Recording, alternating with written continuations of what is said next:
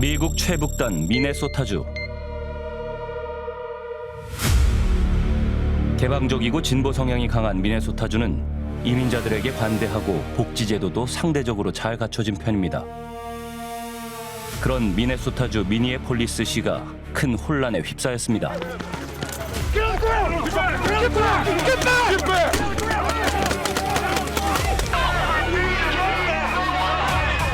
지난해 트럼프 대통령은 이 미네소타에 아이스, 즉 이민세관 집행국 요원 약 3,000명을 투입했습니다. 3,000명이라는 숫자가 어마어마한 숫자인 게 미니애폴리스 메트로 이쪽이 현지 경찰들이 600명밖에 안 돼요. 그러니까 그 연방 쪽에서 3,000명이 왔다는 수치는 정말 어마어마한 수치거든요. 불법 이민자를 색출한다는 명분 아래 무차별 단속이 시작됐습니다. The people of Minnesota have been through tons of abuse.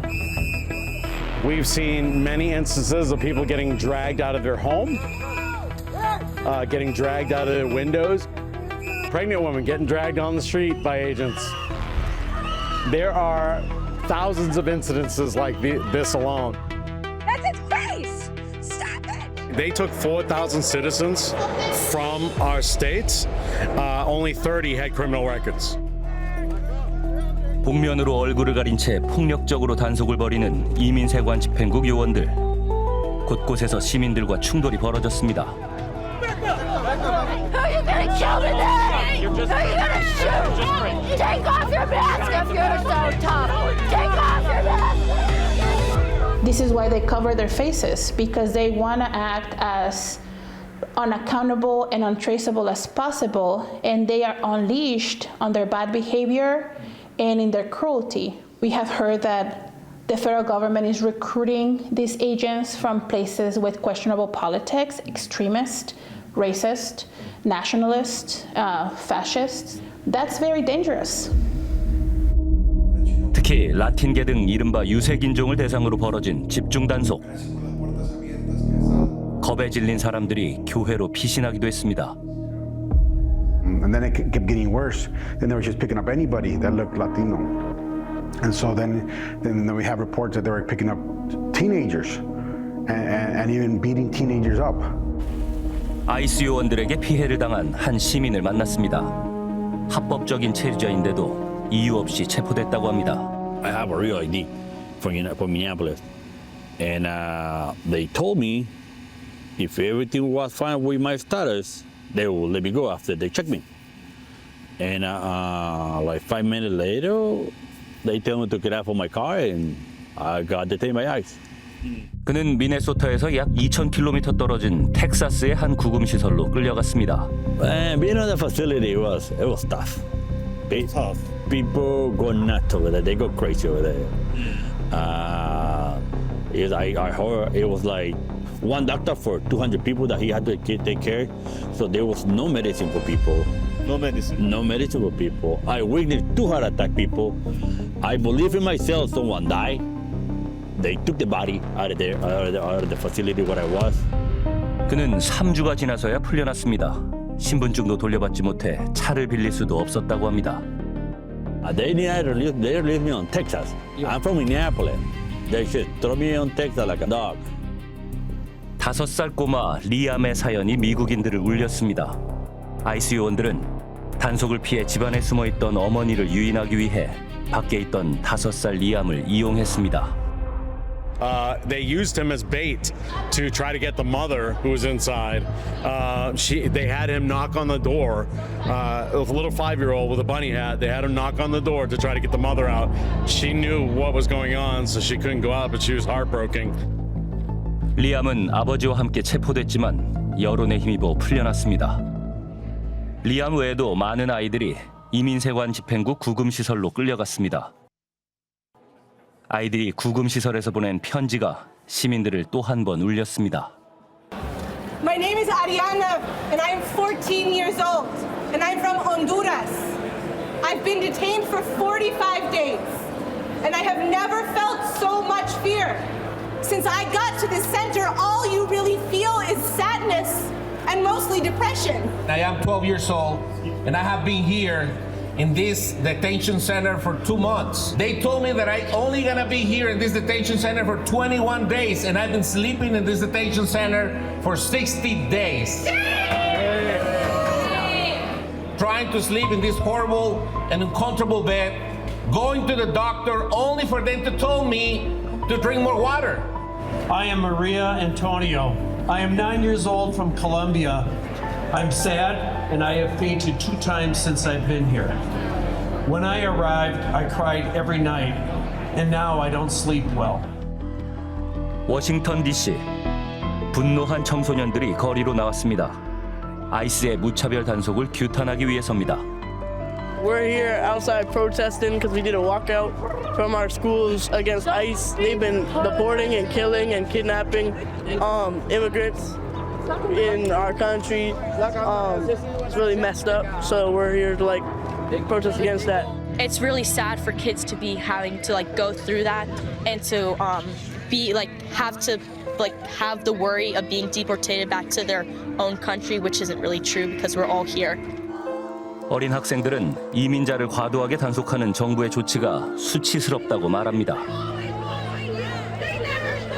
We're trying to say everyone stay safe, everyone has rights.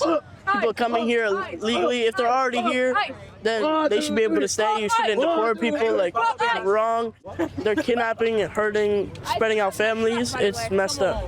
트럼프 대통령은 왜 대대적인 이민자 단속에 나섰을까? 그는 마가, 즉 다시 미국을 위대하게 만들자는 슬로건을 내걸고 대선에 출마했습니다. We will make America great again. We must protect our borders from the ravages of other countries, making our products, stealing our companies, and destroying our jobs. 그동안 미국은 제조업이 쇠퇴하고 중산층이 무너지며 사회적 위기가 고조되었습니다. 마가는 미국이 누렸던 전성기를 다시 구현하자는 겁니다. 미국이 쇠퇴하고 있다. 빨리 이것을 반전시켜야 되겠다. 그게 결국 백인 중심 사회라고 하는 것을 보다 공고히 하자라고 하는 것도 깔려져 있죠. 자, 이거 우리가 주인인데 우리 주인들은 지금 완전히 소위 마지널라이즈, 소위 주변부로 몰리게 되고 그 다음에 이민 온 사람들이 주인 역할을 하고 이건 아니다. 2015년 대선에서 트럼프 후보는 반이민 정책을 내걸고 과격한 발언을 쏟아냈습니다. When Mexico sends its people, they're not sending their best. They're bringing drugs, they're bringing crime, they're rapists. 대통령 선거 출마 연설에서 멕시카는 모두 강간범들이다라는 그 발표를 하면서 미국이 확 뒤집어졌죠. 그리고 아예 저 사람은 안 된다. 그렇게 생각을 했었는데 의외로 미국에서 트럼프의 그런 강경한 거의 말도 안 되는 반이민자 정책이 호응을 얻는 게 나타나는 거예요. 대통령에 오른 뒤에도 미국이 처한 사회적 위기를 이민자 탓으로 돌리며 혐오감을 조장해왔습니다. They're poisoning the blood of our country. That's what they've done. They poison mental institutions and prisons all over the world. So I said, no, they're not humans. They're not humans. They're animals. 야, 2050년이 되면 백인들이 소수가 된대. 니네들 그거 알고 있었어? 이민자들이 들어와서 너희들의 일자리도 뺏고 걔네들은 세금도 안 내면서 웰페어만 따먹으면서 우리들이 낸 세금을 축내고 있어. 이런 세상이 오는 것을 막는 게 우리 백인 애국자들이 할 일이야. 그 전략이 먹혀 들어갔다라고 하는 거죠. 2024년 재선에선 이민자에 대한 혐오 발언은 더 거칠어졌습니다. In Springfield, they're eating the dogs, the people that came in. They're eating the cats. They're eating the pets. I think that this mega fraction of the Republican Party found a scapegoat that could distract regular Americans from the actual issues that we are facing. And so we are in a phase where a lot of the blames are being put on immigrants, Somali fraud, illegal Mexicans, rapists, the dog eaters, all these horrific stories. 더 큰 문제는 아이스 요원들의 단속 방식. 미국 전역에 투입된 IC 요원들은 법적 절차도 지키지 않은 채 사람들을 마구잡이로 체포하고 폭력을 행사해 문제가 됐습니다. 절차적 정당성을 중시해온 미국의 민주주의를 뿌리째 뒤흔든다는 비판이 일었습니다.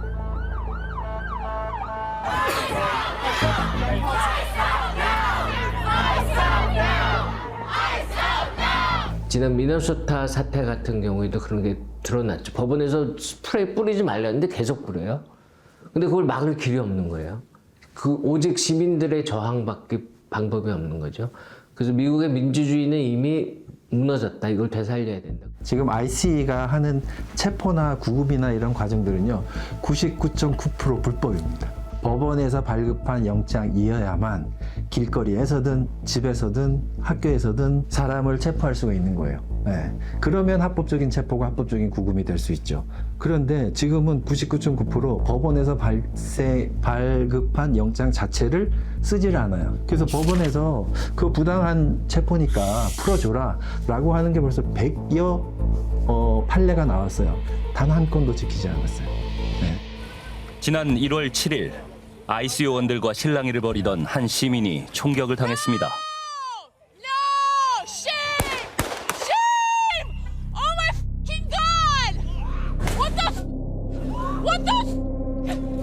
You! Shame! Shame! Shame! Shame! Shame! 사망한 사람은 37세 르네 리콜 굿. 아이스의 불법 행위를 감시하던 미국 시민권자였습니다. 그런데 미국 정부는 그녀를 테러리스트로 몰고 갔습니다. This individual who came with weapons and ammunition to stop a law enforcement operation of federal law enforcement officers committed an act of domestic terrorism. That's the fact. I can believe that her death is a tragedy while also recognizing that it's a tragedy of her own making and a tragedy of the far left who has marshaled an entire movement. 트럼프 대통령은 르네 굿이 차로 IC 요원을 고의로 들이받았다고 비난했습니다. And we thought that that was going to be a learned lesson for the federal government, but instead of mourning the loss of an American neighbor, they labeled her as a terrorist. They villainized her, and they tried to ruin her reputation as a good neighbor and good human being. 1월 24일 IC 요원들이 한 여성을 거칠게 넘어뜨립니다. 한 시민이 이를 제지하자 IC 요원들은 그를 길바닥에 쓰러뜨려 제압한 뒤 총을 쏩니다. 무려 10발. 총격을 당한 시민은 현장에서 즉사했습니다.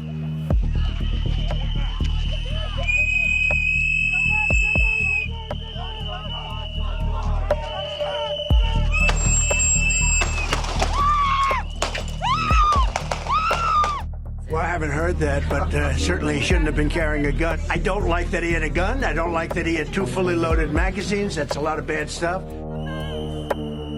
It's his right as an American citizen to carry a licensed firearm.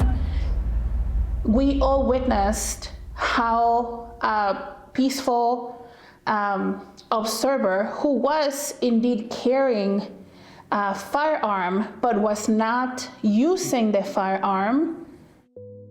이날 사망한 시민은 37세 알렉스 프레티.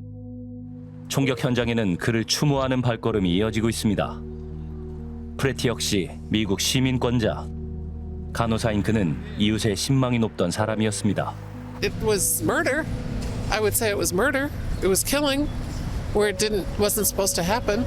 That's what I would say. I am here to mourn the death of Alex Preddy, who was just a human going about doing human things and trying to be a good Samaritan in the process, and who ended up having his life taken by ICE in the process. And Trump is a bad man. Trump is a felon who should not be sitting in any seat of governance or leadership. IC 요원들을 향한 시민들의 분노는 어제 오늘 일이 아니었습니다. 지난해부터 전국 각지에서 IC는 물러나라는 시위가 벌어졌습니다.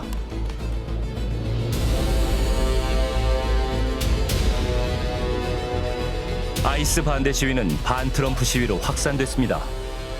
이민 정책에 대한 저항을 넘어 민주주의를 위협하는 지도자에 대한 저항으로 번진 겁니다.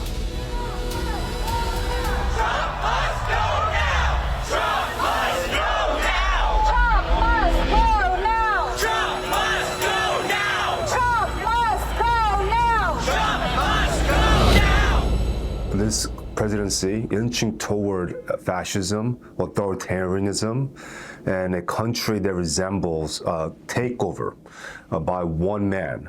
Because he's able to take over so many of our branches of government, the mechanisms to counterbalance the presidency is no longer effective. So people are feeling scared because this is not the country that they want to be part of. 이른바 노킹스 시위는 미국 전역으로 확산되고 있습니다. 미국 시민들은 3월 말에도 전국적인 시위를 준비하고 있습니다. I think this overarching theme is that the people are saying we're not okay with this. This is a democracy. The people have a voice. I think that's why you see for No King so many people coming out, because it's really a big umbrella term for all the many, many things. 뉴욕의 한 작업실. 이 지역 예술가와 시민들이 시위 용품을 만들고 있습니다. 트럼프 대통령의 정책을 비판하는 내용을 담았습니다. They're going all over. We want this art to be in people's neighborhoods, at their community events, at rallies and actions, both like the big rallies that you see, like No King's Day, where you have hundreds of thousands of people, that we are united in our fight for democracy. 트럼프의 반민주적인 행보가 강한 역풍을 맞고 있습니다. 지난 1월 3일 충격적인 영상이 공개됐습니다. 미군이 베네수엘라에 전격 침투해 니콜라스 마두로 대통령을 체포해 미국으로 압송하는 장면입니다. 엄연한 주권국의 대통령을 자국 범죄자 다루듯 체포한 겁니다. We've also taken down one of the most sinister cartel kingpins of all. You saw that yesterday. No one's seen anything like it. Foreign leaders, I won't tell you who, called me and they said, very impressive, very good. They couldn't believe, they all watched. 그런데 일국의 대통령을 납치하듯 압송한 명분이 분명하지 않았습니다. 처음에는 마약 때문이었거든요. 근데 베네수엘라에서 오는 마약의 비중이 미국 전체 마약 비중의 0.5%밖에 되지 않아요. 그게 그 명분이 아니었어요. 두 번째 들고 나온 거는 마두로 대통령이 테러리스트 지원 세력이다. 근데 그것도 이제 정당화가 되지 않았거든요. 그 다음 나온 게 중국이었어요. 중국이 베네수엘라를 남미 진출의 거점으로 지금 활용하고 있는데 우리가 어떻게 미국의 앞바다를 중국에다 내줄 수 있느냐. 근데 지금은 내 거라는 겁니다. 그러니까 이 서방군은 그러니까 베네수엘라를 침공하고 나서 This is our hemisphere 그랬거든요. 그러면 이건 내 거다. 그러니까 내가 마음대로 하겠다는 군사력을 통해 가지고 거의 속국처럼 자기 영토처럼 하겠다는 것이고요. 서반구란 주로 아메리카 대륙을 말합니다. 트럼프 대통령은 그린란드를 포함한 서반구에서 미국의 주도권을 강화하겠다는 방침을 밝혔습니다. 옛날에 이제 미국에서 국가안보 전략보고서 같은 게 나오면 미국은 항상 전 세계를 대상으로 해요.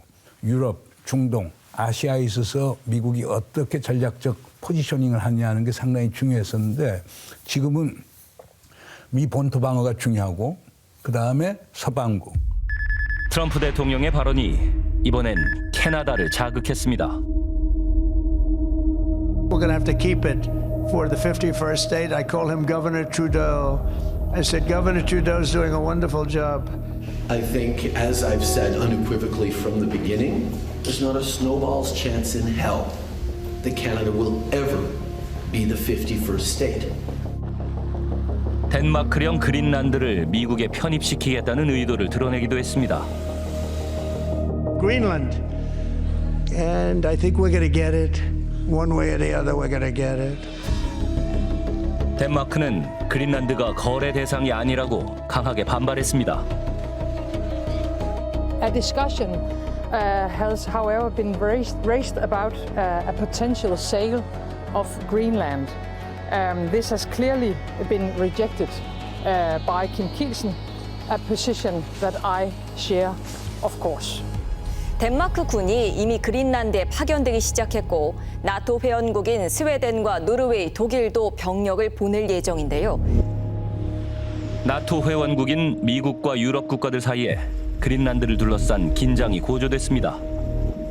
트럼프 대통령은 그린란드에 군대를 보낸 영국 등 8개국에 추가 관세를 부과하겠다고 위협했습니다. 심지어 군사적 조치까지 암시하며 압박했습니다.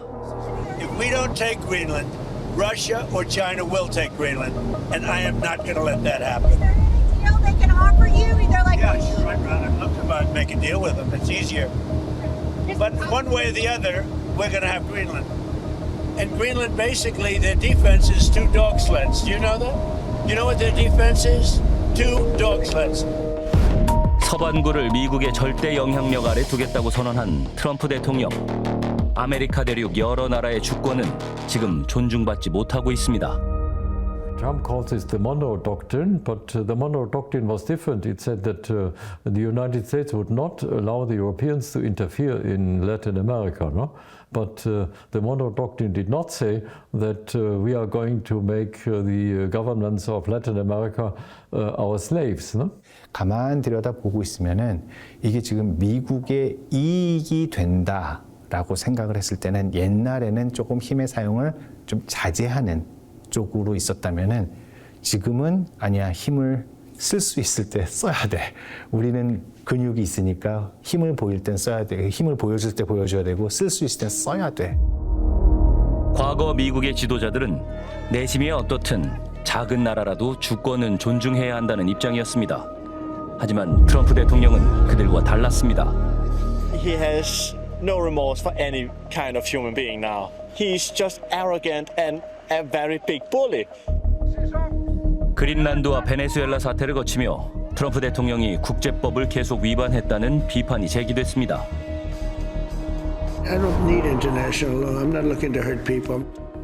Is there anything that could stop you if you wanted to? Yeah, there's one thing, my own morality, my own mind. 내 마음이야. 네, 이렇게 되는 거고요. 그거는 그 어떤 생각이 났냐면 저는 뭐 지미국 국가다 얘기했던 루이 14세가 얘기한 거와 뭐가 달라? 내 말이 곧 법이야. 나는 법 위에 있는 존재야. 라고 하는 것이 본인의 솔직한 속마음이라고 생각해요. 그리고 미국뿐만 아니라 전 세계를 그러면 내가 내 마음대로 통치하고 다스릴 수 있는 그런 세상을 만들 거야. 라고 생각을 하는 사람이에요. 세계 각국 정상, 외교, 국방장관, 군 고위 인사, 전문가가 한자리에 모이는 뮌헨 안보회의가 지난 2월 13일 열렸습니다. 120여 개 국가의 대표가 참석한 올해 회의의 심볼은 방안의 코끼리였습니다. For the first time, we have an elephant in the room, which I hereby expressly welcome. 방안의 코끼리란 막무가내식으로 힘을 과시해 국제 질서의 틀을 어지럽히는 미국을 상징한 것이라고 합니다. 회의에서는 그린란드 사태를 두고 EU와 미국 사이에 신경전이 벌어졌습니다.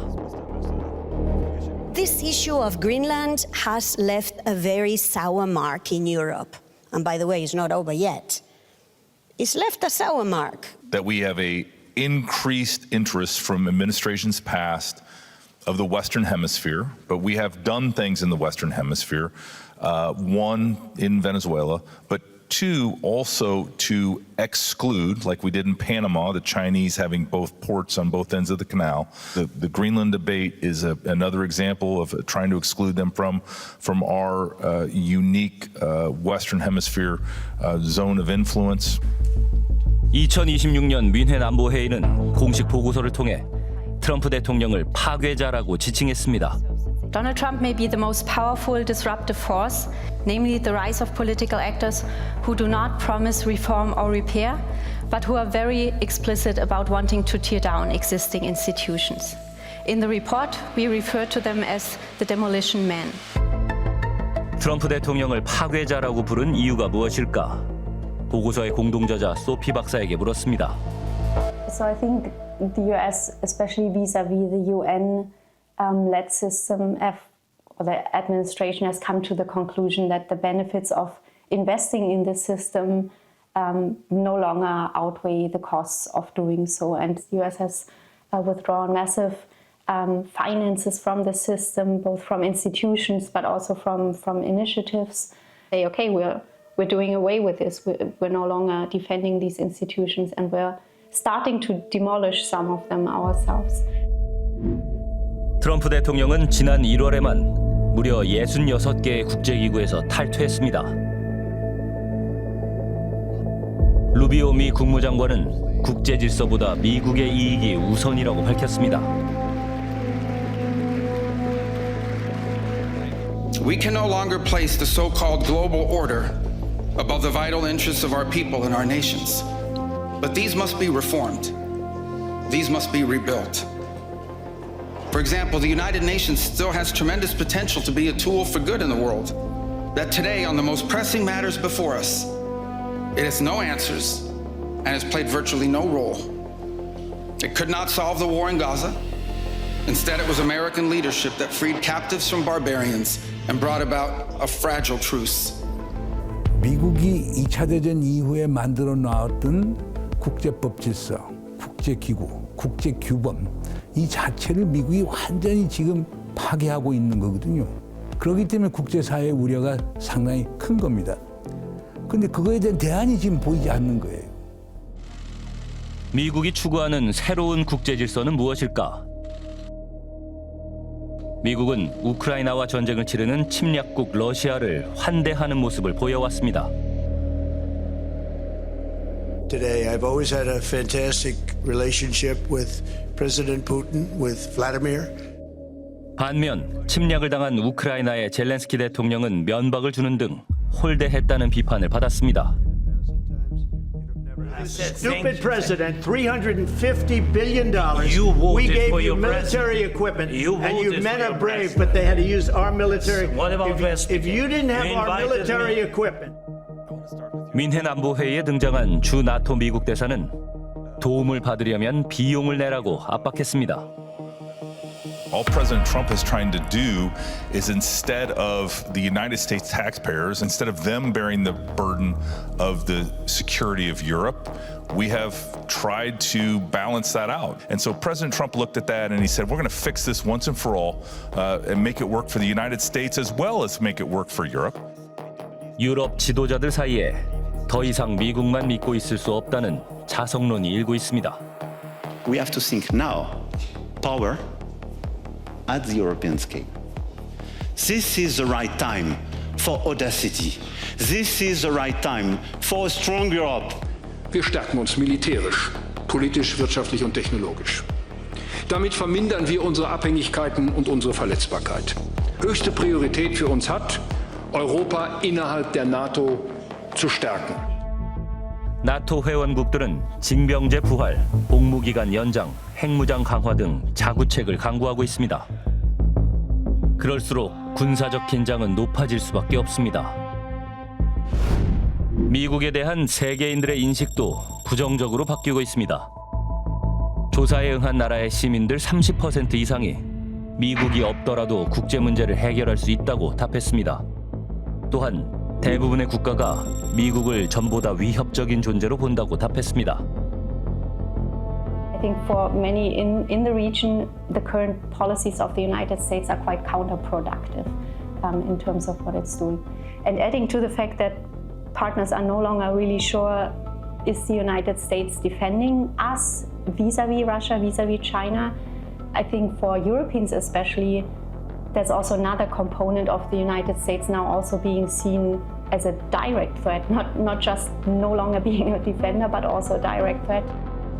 미국의 패권을 강화하겠다는 트럼프 대통령의 이른바 돈노주의가 오히려 미국에 부정적인 영향을 미치고 있다는 평가가 나오고 있습니다. 그래도 미국이 이렇게 거의 1세기 동안에 패권을 흔들리지 않았던 이유는 저는 그 규칙이라든지 만들어 놓은 룰 때문에 사실 지금까지 유지됐다고 생각합니다. 독일이든지 소련이든지 이런 나라들은 무력만 가지고 있었기 때문에 저항을 받게 되는데 미국은 그런 것들을 잘 규칙화해놨기 때문에 여기까지 온 건데 미국이 악화되는 것이 눈에 보이니 사실 이게 때문이 아니라 기본적으로 미국 내부의 문제인데 그걸 뒤집어 보다니까 사실 국제기구가 문제였다. 이게 우리를 소모시켰고 우리가 우방국들과 동맹국들을 돕다가 이렇게 됐다고 사실상 주관적으로 해석해버리는 거죠. 근데 그거는 미국의 패권의 약화를 오히려 재촉하는 방향으로 갈 수 있다는 게 지금 트럼피즘의 문제입니다. 세계의 화약고 중동에 불꽃이 튀었습니다. 이른바 장대한 분노작전. 미군과 이스라엘군의 이란 폭격이 시작됐습니다.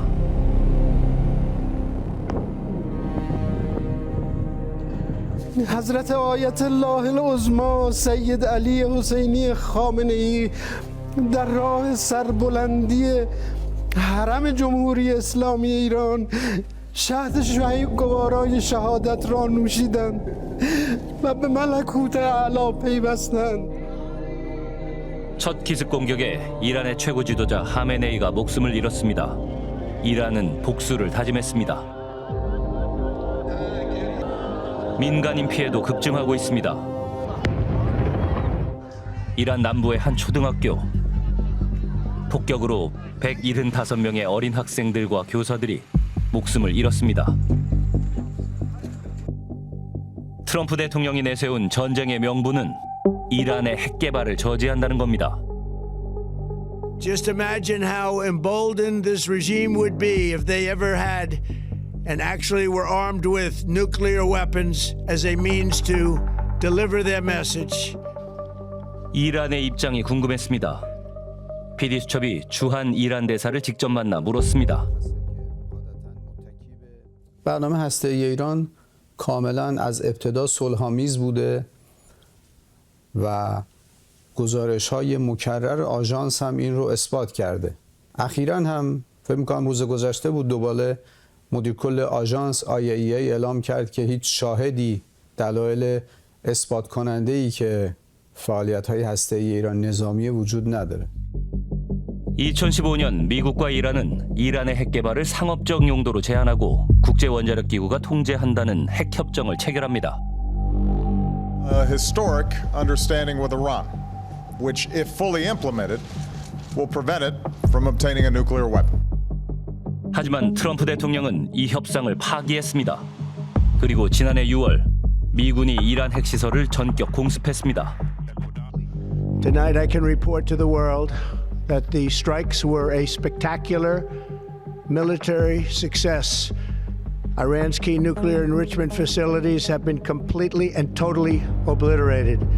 پس اگر الان مجدد از برنامه هسته‌ای ایران میگه معلومه که حرف گذشتهش دروغ و کذب و فریب بوده یا اینکه اظهارات فعلیش یک دروغ مجدده. 이번에 다시 이란을 공격한 이유에 대해 루비오 국무장관은 이해하기 힘든 주장을 했습니다. And so the president made the very wise decision. We knew that there was going to be an Israeli action. We knew that that would precipitate an attack against American forces. And we knew that if we didn't preemptively go after them before they launched those attacks, we would suffer higher casualties and perhaps even higher those killed. And then we would all be here answering questions about why we knew that and didn't act. They're giving all kinds of reasons. There's no coherent narrative to justify this war. One day they talk about nuclear weapons, another day they talk about Iranian missiles, another day they talk about Iran's navy, another day they talk about how they want to help Iranian people overthrow their government. So that one of the main differences this time is that there's no coherent messaging. All we're seeing is this chaos, this mess unleashed on the people of Iran and unleashed on the Middle East. 트럼프 대통령이 네타냐후 총리 등 호전적인 이스라엘 강경파에 설득된 것 아니냐는 의혹이 제기됩니다. 그럼 공격 왜 했냐? 이스라엘의 압박이다. 설득 압박 때문에 그런 거다라는 미국 언론들의 보도가 나오잖아요. 그것이 설득력 있고 현실적이에요. 이스라엘에게는 이란의 탄도미사일 역량은 정말로 즉각적인 위협이고 오랫동안 이란을 숙적 이란을 꺾어가지고 완전히 미사일 역량을 초토화시키고 체제를 전복시키는 이거는 네타냐후 정권뿐만 아니라 이스라엘 정권이 갖고 있었던 오래된 진짜 수건인 거예요. 이란 전쟁을 규탄하는 반전 시위가 열렸습니다. 시민들은 트럼프 대통령이 불순한 의도로 부도덕한 전쟁을 한다고 비판했습니다.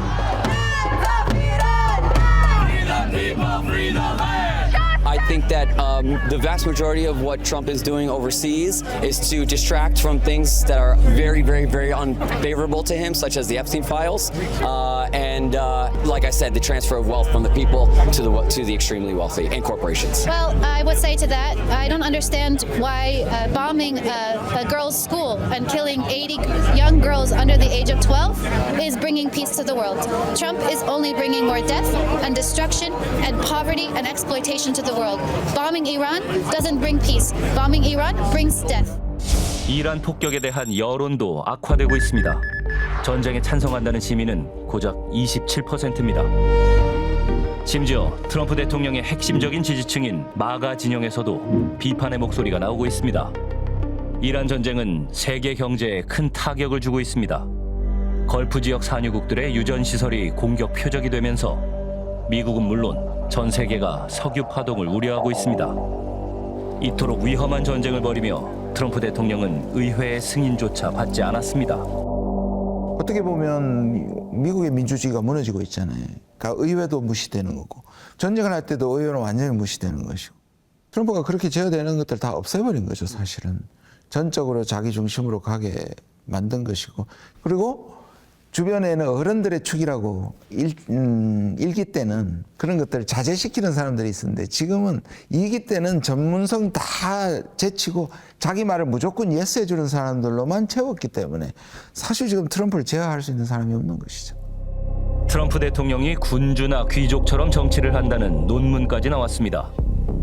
조지타운대 뉴먼 교수는 트럼프 대통령이 정부의 공적 기구를 측근들과 사유화해 대외 정책을 결정한다며 이를 신왕정주의라고 명명했습니다.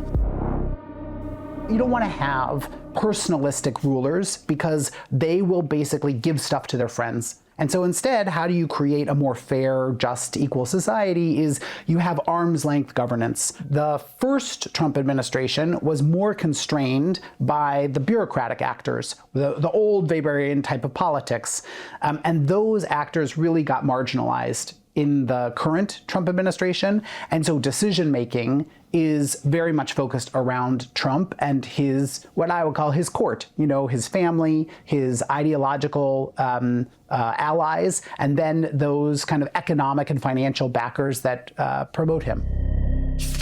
트럼프 대통령과 측근들이 대외 정책을 사적으로 결정할 뿐 아니라 이를 통해 사적 이익을 도모한다는 비판도 제기됐습니다. 미국 트럼프 대통령이 베트남의 상호 관세를 20%로 낮춰주는 대신 시장을 개방하는 안에 합의했다고 발표했습니다. 트럼프 대통령은 당초 베트남에 46% 관세를 부과하려다 20%로 낮췄습니다. 그런데 이 즈음 트럼프 대통령의 일가족이 베트남으로부터 15억 달러 상당의 골프장 개발을 승인받았다는 보도가 있었습니다. Vietnam is one of the countries that would be at the end of a huge increase in tariffs. And so there's a set of negotiations on trying to reach a deal. There's a separate negotiation between the Trump family and local governments in Vietnam to approve, I think it's $1 billion golf course licensing deal. This type of overlap between a family's economic concerns and the government's diplomatic concerns, it's very unusual. 미군이 베네수엘라의 마두로 대통령을 체포한 뒤 트럼프 대통령의 측근이 투자한 회사가 베네수엘라의 국영 석유 회사를 인수했다는 보도가 나오기도 했습니다. 또한 지난해 트럼프 정부는 아랍에미리트에 50만 개의 엔비디아 반도체 칩 수출을 허용했습니다. 안보상의 이유로 AI 반도체 수출을 제한해온 미국으로서는 이례적인 조치였습니다. 공교롭게도 같은 시기 아랍에미리트 측이 트럼프 대통령의 자녀들이 운영하는 가상화폐 회사의 지분 49%를 인수했다는 보도가 전해지기도 했습니다. 이번 중동 전쟁에서는 특히 드론 무기들이 주목받고 있습니다.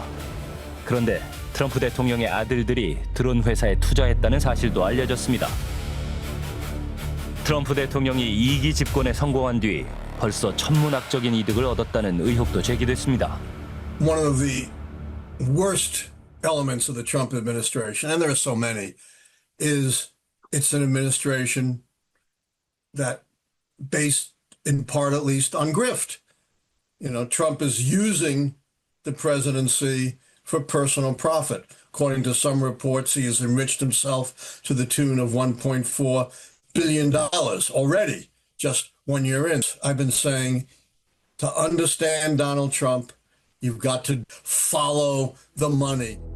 각종 의혹으로 지지율이 떨어지면서 트럼프 대통령과 측근들은 정치적 위기를 맞고 있습니다.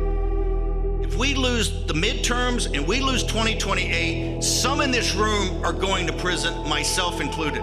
You got to win the midterms, because if we don't win the midterms, I'll get impeached.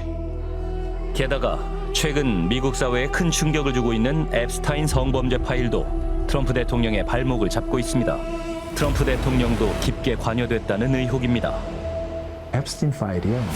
그냥 성추문 파일 정도가 아닙니다. 저는 뭐 표현을 하자면 워터게이트 사건의 한 100배 이상의 파괴력을 갖고 있다고 생각돼요. 트럼프와 그 제프리 앱스틴은 15년 동안 그야말로 베프 중에 베프였어요. 본인이 인터뷰에서 얘기를 했잖아요. 나 쟤하고 절친이야. 그리고 쟤랑 나랑 공통점은 여자를 진짜 좋아해. 그러니까 이 내용에 대해서 자기는 알고 있지도 않았고 그런 범죄에 가담하지도 않았고 나는 그 앱스틴 아일랜드에 가본 적도 없다라고 얘기했잖아요. 이거 다 거짓말로 드러났잖아요. Donald Trump thinks he could get away with everything. With Venezuela, now with Iran, he has gotten away with too much with the American people. I just hold hope that the American people will see this and rise up to what is happening before it's too late.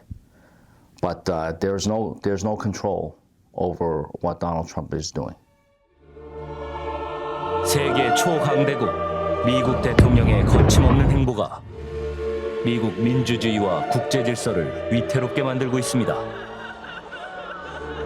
트럼프 대통령이 처한 정치적 위기가 중동 전쟁을 비롯한 국제 문제에 어떤 악영향을 미칠지 전 세계가 긴장하고 있습니다. 지난 4월 말 PD수첩은 전쟁의 한복판 이스라엘로 향했습니다. 입국은 허용되고 있었지만 그 과정은 매우 삼엄했습니다. 이스라엘행 비행기를 타기 위해선 일반 보안 검색대 외에도 별도의 검색 과정을 더 거쳐야 했는데요. 비행기 탑승 직전에도 다시 한번 정밀한 검사를 받아야 했습니다.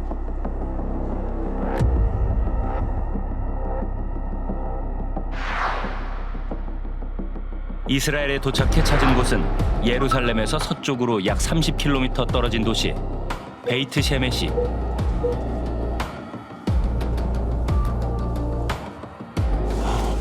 미사일 떨어진 데가 여기 있군요. 지난 3월 1일 이란에서 발사된 탄도미사일이 이 지역을 타격했습니다. 자동차가 터진 거네요, 이거. 반으로 우겨졌어요. 너무 엄청난 열기로 인해서 그런가 봐요. 그냥 근데 여기는 특별한 어떤 정보 기관이 있거나 그런 공간은 아닌 것 같아요. 네네. 딱 봐도 다 그냥 주택단지 같은 느낌이 네, 드는데요. 네. 애들이 여기 놀던 데네요, 여기가 지금.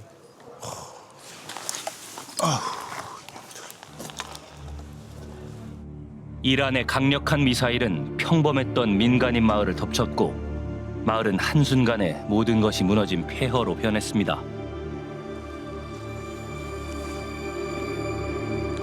You see the over here? Yes, inside. Yeah. There's a shelter. Yes, so this is a ceiling. This is not a floor. It fell down. 들어가는 곳이었나 봐요, 여기가.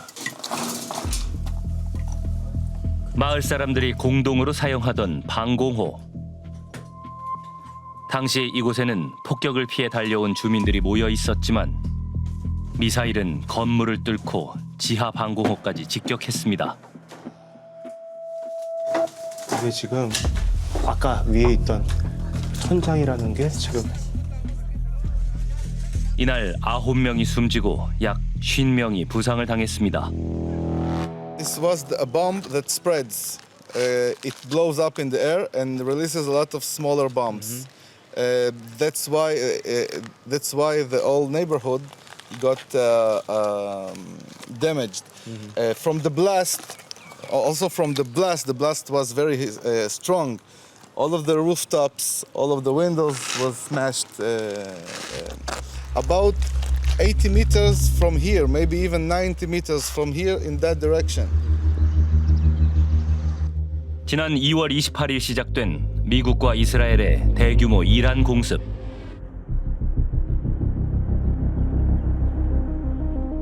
We have the greatest in the world, and they will prevail. מטרת המבצע, לשים קץ לאיום ממשטר האייתולות באיראן. 이란의 주요 군사시설이 파괴됐고 최고 지도자 하메네이를 포함한 수뇌부들이 사망했습니다. حضرت آیت الله العظما سید علی حسینی خامنه ای در راه سربلندی حرم جمهوری اسلامی ایران شهد گوارای شهادت را نوشیدند و به ملکوت اعلی پیوستند. 이란은 즉시 이스라엘을 향해 수십 발의 미사일로 보복에 나섰습니다. 이스라엘은 아이언돔을 포함한 방공 시스템을 가동하며 이란 미사일 요격에 나섰지만 방공망을 뚫고 들어온 일부 미사일이 도심 곳곳을 타격했습니다.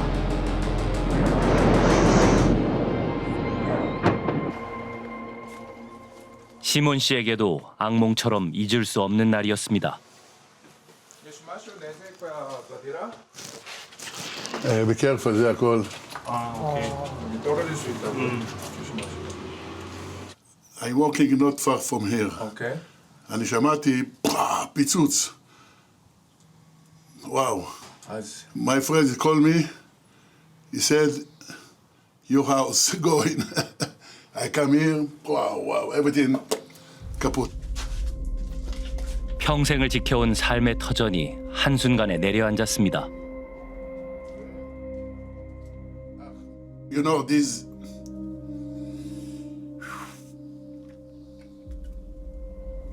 okay.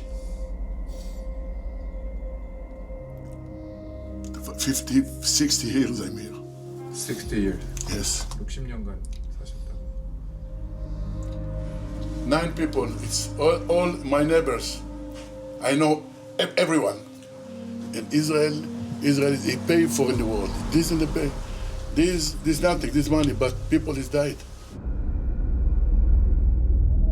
그런데 처참한 피해 현장을 벗어나자 도시의 분위기가 달라집니다.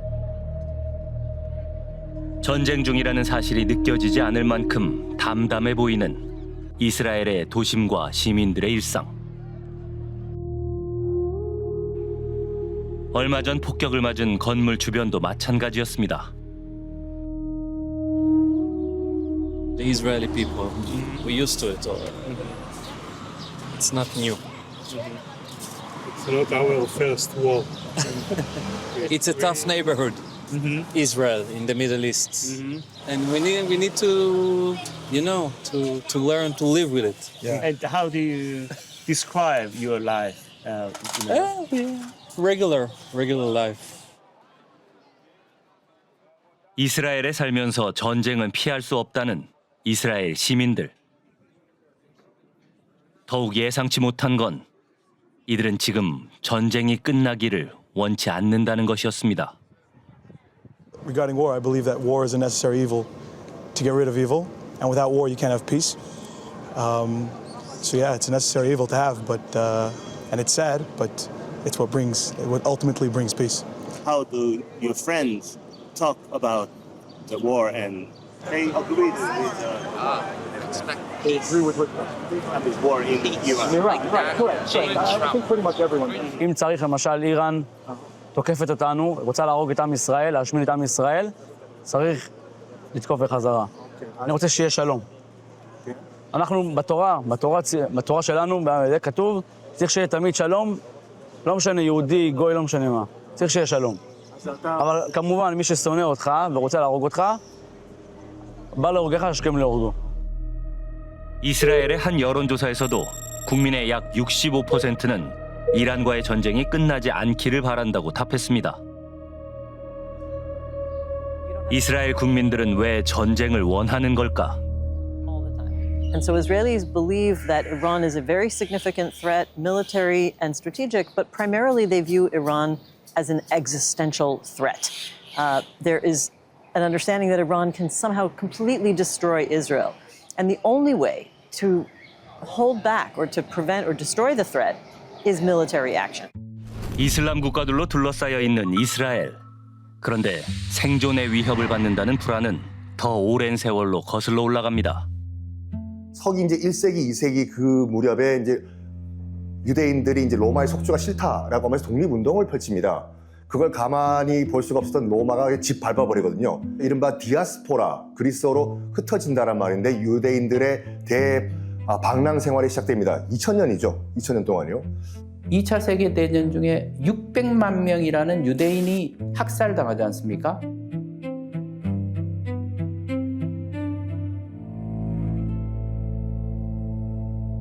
이게 이 사람들한테는 어마어마한 트라우마로 이 작용을 하고 있는 겁니다. 우리가 왜 이렇게 당하느냐? 그 결론이 뭐냐 하면은 나라가 없기 때문이다. 그러면 건국을 하자. 결국은 고향의 땅으로 돌아가자. 그게 시오니즘이고 그렇게 해서 이스라엘 땅으로 돌아왔더니 거기에는 이미 2000년 동안 팔레스타인 사람들이 살고 있었던 것입니다. 영토를 둘러싸고 유대인과 팔레스타인 주민들 사이에 격한 충돌이 계속되자 결국 유엔이 중재에 나섰습니다. The resolution of the DAC Committee for Palestine was adopted by 33 votes, 13 against, 10 abstentions. 팔레스타인 지역을 56%와 43%로 나누어 유대인 국가와 팔레스타인 국가를 세우는 유엔 분하란. 남은 1%인 예루살렘은 분쟁을 막기 위해 유엔 관리구역으로 지정했습니다. 분하란이 발표되자 유대인들은 환호했고 팔레스타인은 불공정하다며 강하게 반발했습니다. 47년도에 유엔 권고안이 나왔거든요. 바로 다음 해인 48년 5월 14일 날 유대인들이 갑자기 기습 건국을 해버립니다. 여기에 아랍권이 경악을 해버려요. 아니 뭐야? 갑자기 너희들끼리 건국을 해버려? 오전에 건국을 했거든요. 오후에 1차 중동전쟁이 시작이 됩니다. 건국 직후 주변 아랍 국가들과의 1차 중동전쟁을 시작으로 이스라엘은 이집트, 요르단, 시리아 등 주변 국가들과 3차례 전쟁을 더 치르게 됩니다. 이 4차례 중동전쟁까지 거치며 이스라엘은 건국 당시보다 더 큰 영토를 얻게 됩니다. 반면 팔레스타인 주민들은 가자와 서안지구로 나뉘어 살아가게 됐고 많은 난민이 각지로 흩어졌습니다. 한편 이때까지만 해도 이란과 이스라엘은 적대 관계가 아니었습니다. 그 당시에 이란이라는 국가가 1979년 이전까지는 이스라엘과 너무나 좋은 사이였잖아요. 무기도 같이 만들고 대사관도 있었고 이스라엘이 사실 이란의 안보 비밀 경찰도 다 훈련을 시켜줬고 철도를 이용해서 수출도 하고 원유도 수입했고 어마어마하게 좋은 일들을 많이 했단 말이죠. 근데 이란 이슬람 혁명이 일어나고 나서는 완전히 이제 반미 반이스라엘 국가가 됐고 1970년대까지 서구화를 이끈 이란의 팔레비 왕조는 강압 통치, 부패 등으로 거센 반발을 낳았습니다. 결국 1979년 호메이니를 중심으로 혁명이 일어났고 이란엔 이슬람 공화국이 수립됩니다. 딱 명시를 해버려요. 미국은 큰 악마, 그리고 이 중동의 미국의 대리인인 이스라엘은 작은 악마라고 규정을 해버립니다. 미국은 너무 머니까 가까이에 있는 이스라엘을 반대하기 위해서는 이스라엘 주변에 있는 나라들의 자기의 프록시라고 하는 무장 대리 조직을 지원을 하기 시작하죠. 대표적인 게 레바논의 헤즈볼라, 가자 지구의 하마스, 예멘에 있는 후티 반군, 이라크에 있는 카타이브 헤즈볼라, 그다음에 시리아에 있는 굉장히 여러 군소 친이란 시아파 민병대들이 그 대상인데 강에서부터 바다까지 이스라엘을 지도에서 없애겠다라는 게 하마스의 슬로건이었고 그런 하마스를 재정적으로 군사적으로 지원해줬던 나라가 바로 이란 이슬람 공화국입니다. 이른바 이란을 중심으로 한 군사 정치적 고리인 저항의 축. 이후 이스라엘과 중동의 친이란 무장 세력 간의 충돌은 수십 년간 이어졌습니다. 그러던 2023년 10월 7일 지금의 이란 전쟁에 큰 영향을 미친 충격적인 사건이 벌어집니다. 유대교 명절 기간을 맞아 음악 축제가 한창이던 그때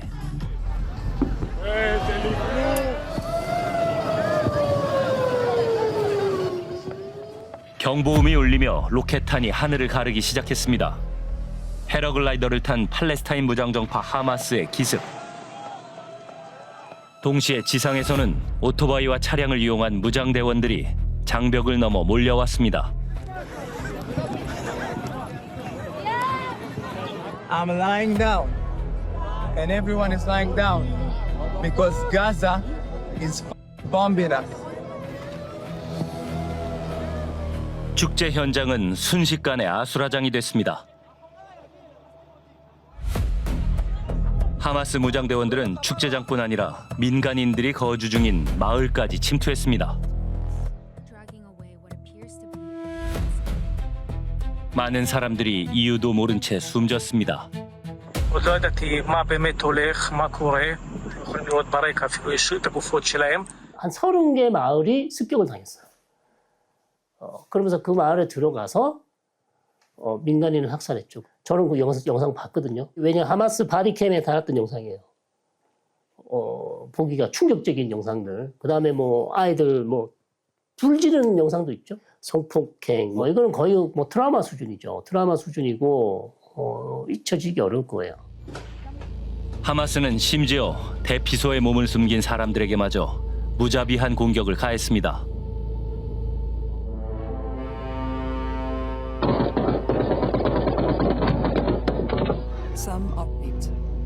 이날 약 1,200명의 이스라엘인이 숨졌고 250명이 넘는 사람들이 인질로 끌려갔습니다. People lose faith. I mean, you look at these people that were killed. Most of them were center, left. People who wanted to have peace. People who hired people from Gaza to work with them. These people were killed in cold blood. People were kidnapped, etc. So people can think that you cannot believe the other side, you cannot trust them. You always have to be strong and you have to show your power in order to keep yourself safe. 충격은 여기서 끝나지 않았습니다. 하마스의 공격 다음 날 이스라엘 북쪽을 향해 레바논의 헤즈볼라가 공격을 개시했습니다. 30년 동안 이스라엘에서 살아온 유진상 교수는 이 사건으로 정치 지형이 급격하게 기울었다고 말합니다. 이 평화운동과 두 국가론 그리고 진보적인 진영의 목소리를 사라지게 만든 되게 큰 아픔이 있는 사건입니다. 그 후로 많은 이스라엘의 사람들이 팔레스타인과 공존, 팔레스타인 아랍인과 공존이 가능할까에 대한 질문이 생기게 되고 희망을 이야기하는 사람들은 많이 없어지게 된 것이 이스라엘의 사회가 좀 더 공격적으로 바뀔 수밖에 없게 만들었고 조금 더 폭력적으로 팔레스타인 아랍인들과 충돌하는 어떤 계기가 되기 시작한 거죠. המקומות שהחמאס מסתתר בהם, פועל מתוכם. נהפוך אותם לאיי חורבות. 이스라엘은 즉시 하마스와 헤즈볼라를 상대로 강도 높은 군사 작전에 돌입합니다. 보복에 가까운 공격은 2년 동안이나 이어졌고 그 기간 동안 가자 지구에선 팔레스타인인 7만 명이 넘게 숨졌습니다.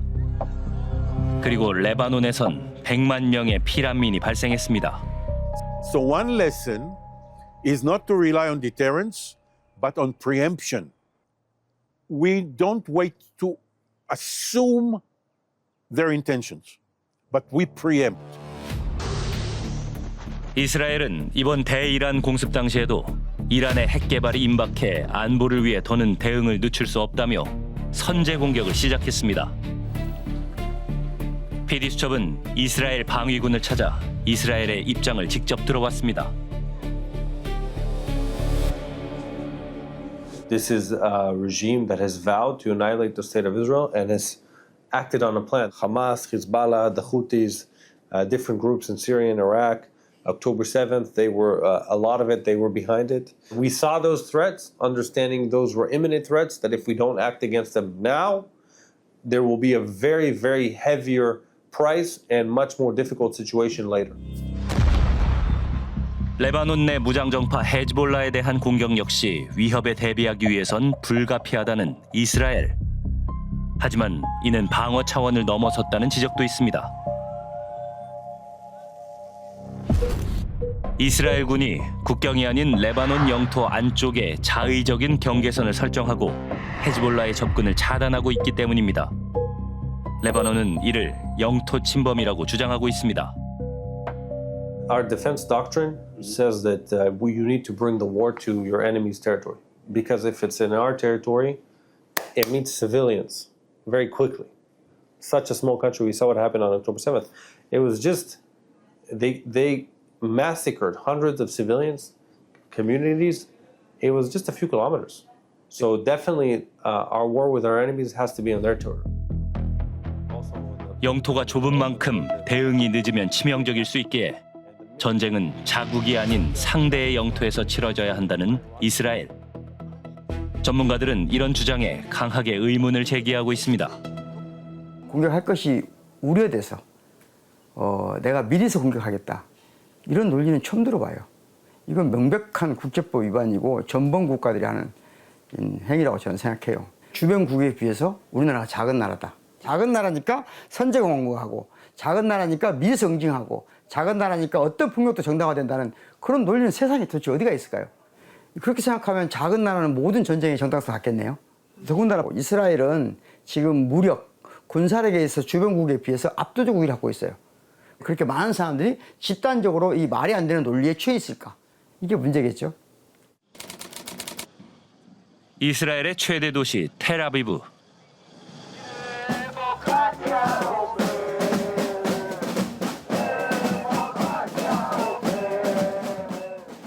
해가 지고 밤이 되면 하비마 광장은 집회에 나선 시민들로 가득 찹니다. Can you tell me why you are here now today? I'm here to protest against my government. I don't think it's a different government. I think it's very corrupt. While I do like my country and I do like to support its defense, I think what they're doing it is wrong in so many reasons. We think that the head of state, Mr. Netanyahu, is running this country for its political reasons, for its political survival, and not for the good of the country. 많은 진보 성향의 집회 참가자들이 모인 가운데 전쟁 얘기는 많지 않습니다. 이들이 한 목소리로 비판하는 대상은 바로 네타냐후 이스라엘 총리. 사람들은 그가 민주주의를 훼손하고 있다고 주장합니다. Well, you're from South Korea, right? Yes. Well, if I remember correctly, you had a wannabe dictator not so long ago, and the people in your parliament and your court stopped him and threw him to jail. And that's what we want to do. You want to stop our wannabe dictator, Mr. Netanyahu. So far we didn't have a lot of success, but we still hope that we can do here what you did in South Korea. So you mean your prime minister is a sort of dictator now? Dictator wannabe. Mm-hmm. He's not a full-on dictator. It's not like North Korea, but that's his dream, to be a dictator. 네타냐후는 현재 이스라엘 현직 총리 최초로 개인 부패 혐의에 대한 재판을 받고 있습니다. 뒷거래를 통해 언론사와 통신사에게 특혜를 제공했고 유명 영화 제작사로부터 수년간 고가의 사치품을 뇌물로 받았다는 의혹입니다. You know, in the magistrate court now, there are three taking bribes and misconduct, taking advantage on his post, and very severe allegations. I mean, in the end of the day, if they will find guilty, he can serve many years in jail. And this is what he's trying to escape from. 미국에서 제작된 다큐멘터리 비비 파일즈. 네타냐후 총리의 권력과 사법 리스크 문제가 적나라하게 담겨 있습니다.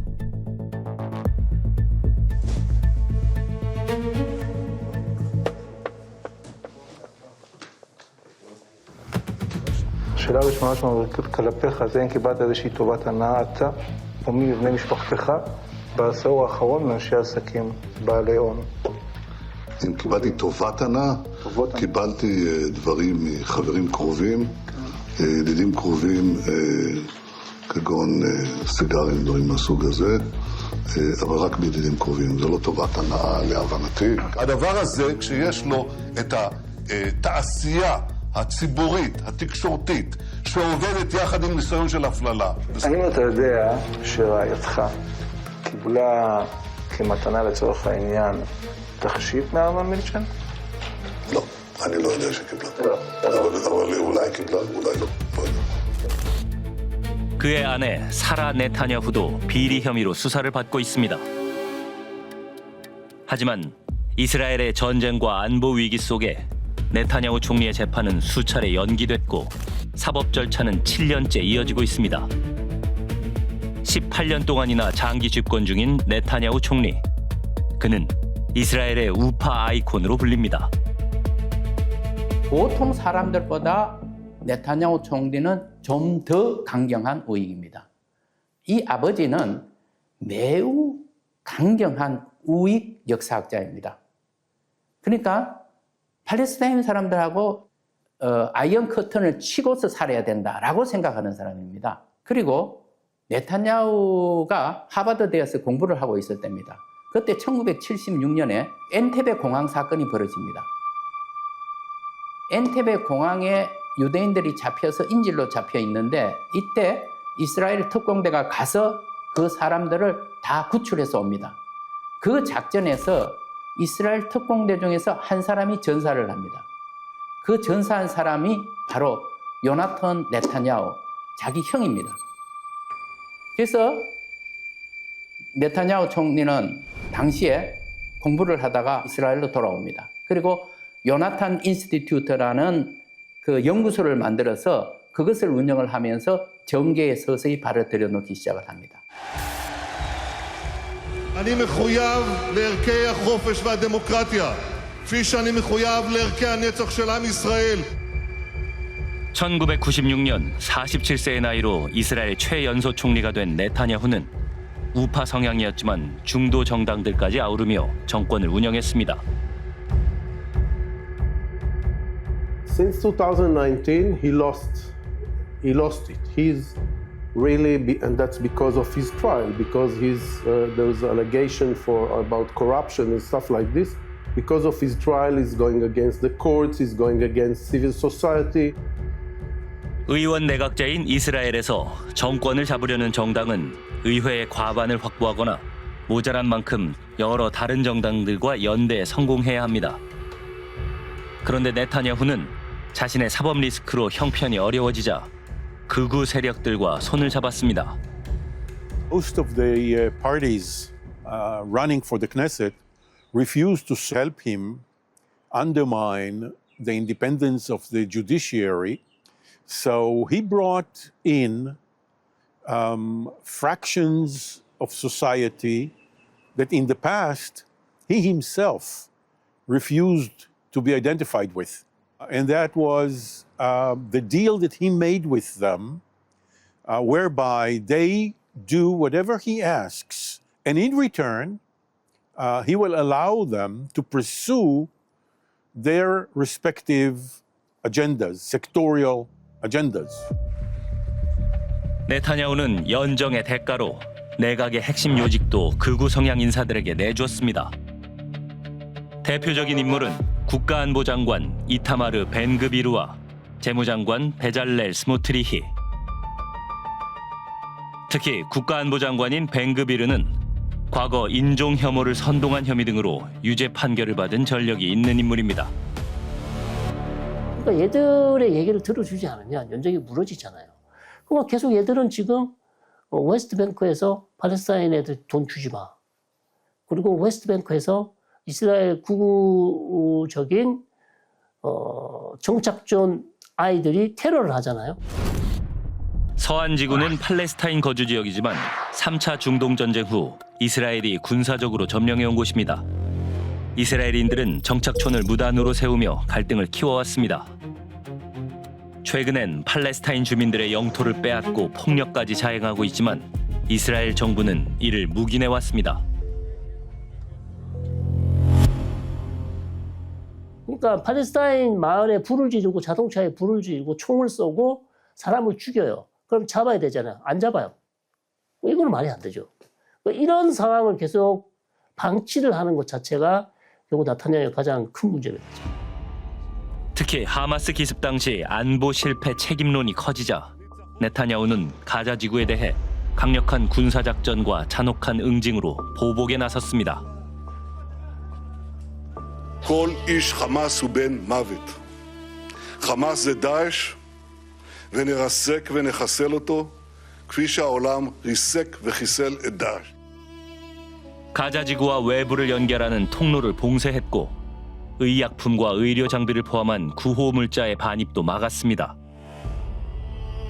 전기와 연료 공급 역시 제한하면서 주민들의 생존 환경은 더욱 악화됐습니다.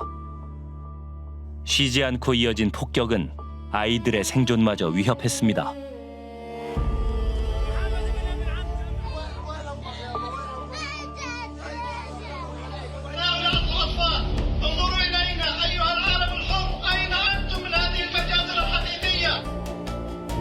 국제형사재판소는 네타냐후에 대해 전쟁 범죄 및 반인도적 범죄 혐의로 체포영장을 발부하기에 이릅니다. 전쟁을 너무 오래 했어요. 그다음에 인질도 많이 죽었죠. 거기다가 가자 지구 문제가 하나도 해결된 게 없었죠. 총리로 남기 위해서 그냥 물불 가리지 않는 정치인으로 바뀌었어요. 사법 리스크를 아는 채 극우 세력과 손을 잡은 네타냐후와 강경한 안보 정책을 지지하는 여론. 여기에 이란의 핵무기 개발이 임박했다는 우려가 더해졌습니다.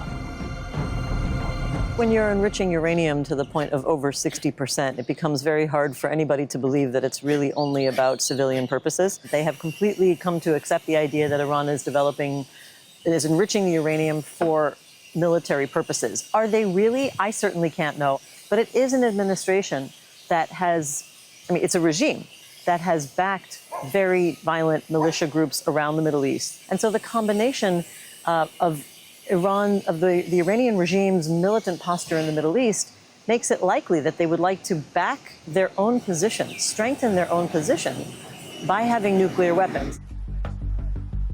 지난 2월 미국을 방문한 네타냐후 총리는 백악관 비공개 회의에서 트럼프 대통령에게 이란 공습을 설득했다고 알려졌습니다. We both understood that we have little time to act because otherwise they'll get nuclear weapons. We both understood that we have little time to act because otherwise they'll bury underground their ballistic missile capabilities. 전통적으로 안보 분야에서 긴밀한 관계를 유지해온 미국과 이스라엘. 나아가 트럼프는 친유대인 성향이 강하다고 알려져 있습니다.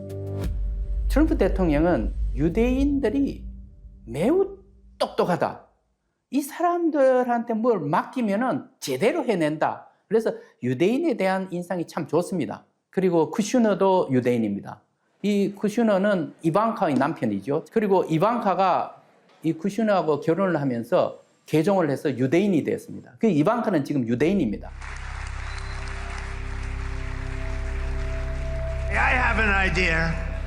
Mr. President, why don't you give him a pardon? 공개적으로 네타냐후 총리의 사면을 요청한 트럼프 대통령. 이에 화답하듯 네타냐후 총리는 트럼프 대통령을 노벨 평화상 후보로 추천했습니다. It's nominating you for the Peace Prize, which is well deserved, and you should get it. Thank you very much. Coming from you in particular, this is very meaningful. Thank you very much, Bibi. 그렇게 네타냐후는 미국과의 공조를 강화한 가운데 이란과의 전면전을 시작하게 됩니다.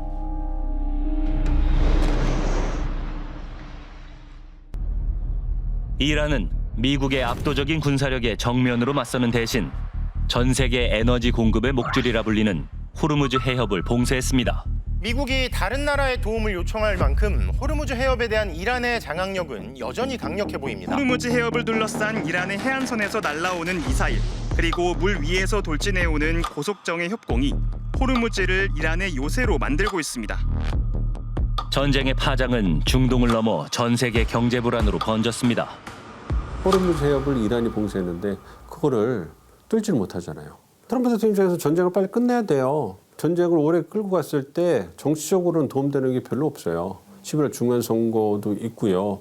그리고 무엇보다도 미국 경제가 계속 어려워지니까. A lot of brilliant work, but we're going to have a much safer world as soon as it's finished, and it's going to be finished pretty quickly. 전쟁 39일째였던 4월 7일, 트럼프 대통령은 이란과의 휴전을 발표했습니다. 미국은 종전을 하고 싶어 하는 것처럼 보여요. 근데 이스라엘의 계산은 약간 다르죠. 이스라엘은 훨씬 더 초조해하는 거는 맞는 것 같아요. 미국의 공조 없이는 전쟁을 계속 이어가는 게 쉽지만은 않기 때문에 주어진 시간 내에 최대한 적을 더 많이 제거를 하기 위한 목표를 향해서 굉장히 바삐 움직이는 것 같기는 해요. 미국의 휴전 발표에도 이스라엘은 공격을 멈추지 않았습니다. But it's not over because there's still nuclear material, enriched uranium that has to be taken out of Iran. There's still enrichment sites that have to be dismantled. There's still proxies that Iran supports. 미국 이스라엘 공조 작전은 미국이 이란 핵시설을 정밀 타격하고 이스라엘은 군사 인프라와 군 지휘 체계를 공격하는 방식으로 이뤄졌습니다. 이와 함께 이스라엘은 헤즈볼라와 하마스 등을 상대로도 군사작전을 이어갔는데요. 이란과의 휴전 이후에도 헤즈볼라와 하마스를 향한 공격은 멈추지 않았습니다.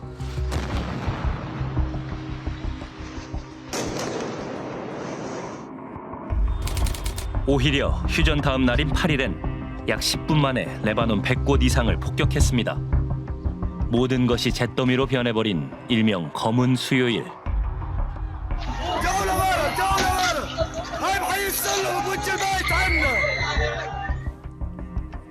이날 하루에만 300명 넘게 숨졌고 1,100명 이상이 다쳤습니다. 이 가운데 110명은 어린이와 여성 그리고 노인이었습니다. انه ابني كان عم بيلعب اجي لاقيه هون يعني ما عادش اقدر اشوف ما عادش اقدر اطلع بعيونه الحلوين هون شو بدي اقول 집안으로 떨어진 미사일에 20개월 아이도 그 자리에서 숨졌습니다.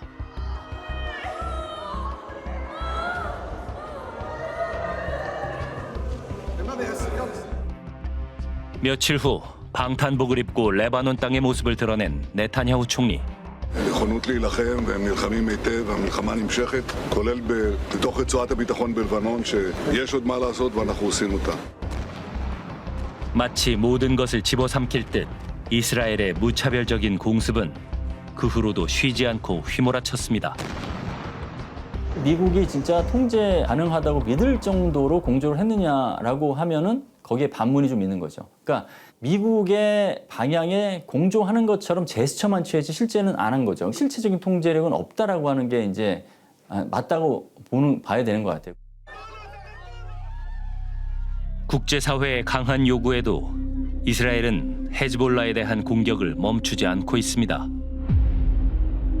폭격이 휩쓴 자리마다 남겨진 것은 폐허가 된 삶, 그리고 사랑하는 이를 잃은 슬픔이었습니다. 피리 수첩은 주한 이스라엘 대사 측에 공식 답변을 요청했습니다. We prefer we have a peaceful people, but when somebody wants to distract you, you have to defend yourself. That's the reality. But we will never target civilians intentionally. In difference from the Iranians, as I mentioned, 100%. All the victims of Israel in the last war were civilians. I don't know if you've seen in Tel Aviv and others. And it's, by the way, using cluster bombs. 이스라엘은 오히려 무장단체들이 민간인 주거 지역에 숨어 활동하며 주민들을 인간 방패로 삼고 있다고 강조했습니다. They're firing at us from houses, from civilian houses. They have tunnels underneath civilian houses. Take civilian villages and turn them into battle zones. Hezbollah and Hamas's mission all the time is to mix civilians and operatives. And our mission is all the time is to be able to separate them. So we had to have the most precise intelligence, precise munitions. 민간인 피해를 줄이기 위해 정밀 타격 기술을 활용하고 있다고 밝힌 이스라엘. 하지만 전쟁터에선 여전히 많은 사람들이 목숨을 잃고 있습니다. 특히 사망자와 부상자 수는 이란과 레바논에 집중돼 있습니다. 첨단 무기로도 너무 많은 민간인이 희생되고 있는 현실. 게다가 전문가들은 정밀 타격 시스템 역시 도덕적 논란을 피하긴 어렵다고 말합니다. Where's the Daddy라는 그런 시스템이 들어갔는데 이게 뭐냐면은 이 하마스 주요 대원들을 제거할 때 이 사람들이 보통 주변에 혹시 나를 감시하는 사람들이 없나 촉각을 곤두세우기 때문에 공격하기도 어려워요. 그래서 어디를 공격하기도 하냐? 집에 있을 때 공격하기도 한 겁니다. Where's my daddy라고 하는 거는 그래서 이 사람이 어디 밖에 돌아다니다가 집에 왔을 때 그럴 때 공격을 하는 겁니다. 이럴 경우에는 문제가 있죠. 가족이 다 한꺼번에 폭사하는 일들이 벌어집니다. 이스라엘군이 예수상의 머리를 망치로 내려치는 모습이 공개되며 윤리적인 문제도 불거졌습니다. 팔레스타인 인권 문제를 취재해온 레비 기자는 군 내부 통제 시스템 문제를 지적합니다. When I see what they are doing, I can only be ashamed. I can only be ashamed, and I'm ashamed every week, again and again. Today we had another case of a soldier who played with a sculpture of Maria. He says, sure, it's individual cases, but it has a context. Sure, it's part of something much deeper. The Israeli army lost any strength. They feel they can do whatever they want. No borders. 국제사회에서도 이스라엘을 향한 비판의 목소리가 커졌습니다. 이스라엘의 오랜 우방이었던 이탈리아는 국방협정 중단을 선언했습니다. In considerazione della situazione attuale che stiamo vivendo, ha deciso di sospendere il rinnovo automatico dell'accordo di difesa con Israele. Izrael dokonuje na naszych oczach ludobójstwa ze szczególnym okrucieństwem. Izrael to nowa trzecia Rzesza i jego flaga powinna wyglądać dokładnie tak. 홀로코스트 추모일이었던 지난 4월 13일 도시 전체가 멈춰섰습니다. 폭력의 참혹함을 매번 되새기는 이스라엘. בשואה היינו חיה מוכה שהשמיעה זעקה של ייסורים. ואילו היום יש לנו מדינה חזקה מאי פעם שמשמיעה שאגה של עוצמה. יחד קטשנו עד דק את משטר הרשע באיראן. ועוד דבר, אנחנו מגינים על אירופה. אירופה ששכחה כל כך הרבה דברים מאז השואה. היא יכולה ללמוד מאיתנו הרבה דברים, ובעיקר את הדבר העיקרי. בעצם אנחנו מגינים על העולם כולו. 네타냐후는 폭력의 희생자였던 자신들이 이제 힘으로 전 세계를 지키고 있다고 강조했습니다. 유태인들의 경우는 선택받은 민족이면서 동시에 아주 강력하게 오로지 피해만 받아왔다. 그래서 피해를 과도하게 정체성화하고 있다고 생각해요. 이게 무슨 문제가 생기냐면 이스라엘이 원초적으로 공포가 있으면 그 공포를 못 떨치면 그걸 파괴해버리려고 그러잖아요. 그러니까 어떻게 해야 되죠? 계속해서 폭력을 행사해야 된다는 거죠. 그런데 힘의 절대적 우위는 절대적으로 지켜지지 않아요. 가자 지구에서 죽어간 팔레스타인 사람들, 이란, 이라크 밖에 중동 국가에서 이스라엘과 함께 싸우면서 죽어간 많은 사람들이 언젠가 이스라엘보다 그 강한 힘을 갖게 되는 날이 온다면 그들이 똑같이 이렇게 말할 수 있겠잖아요. 이스라엘이 우리를 침략할지 모르니까, 이스라엘 사람들이 우리를 죽이러 올지 모르니까 미리서 죽이겠다, 미리서 응징하겠다. 그럼 그때는 뭐라고 할 거예요? 폭력을 멈추게 하는 힘이 없어요. 국제법과 규칙이라는 것은 과거와 달리 당연한 것으로 생각할 수 없는 게 돼버렸다. 금기라는 게 무너졌다. 주권 침탈이라는 금기 무너졌고, 그 다음에 민간인에 대해서 공격하면 안 된다는 금기도 무너지고 있다. 전 세계에 영향을 받잖아요. 그러면 남의 일이 더 이상 아니다. 한국이 어떠한 역할을 해야 되는지, 그게 외교적이든 아니면 군사적이든 어떤 역할을 해야 되는지 숙제가 주어졌을 테니까 이제 답을 찾아야 될 시점이다, 이렇게 봅니다. 이스라엘은 말합니다. 자신들은 민족 절멸의 위협 속에서 생존해 왔을 뿐이라고. 비극을 막기 위한 군사적 대응은 불가피했다고도 주장합니다. 하지만 홀로코스트의 기억을 안고도 무력만을 앞세우는 이스라엘에게 우리는 되묻습니다. 평화를 위한 폭력은 존재할 수 있는가? 피해의 역사는 또 다른 폭력의 면죄부가 될 수 있는가?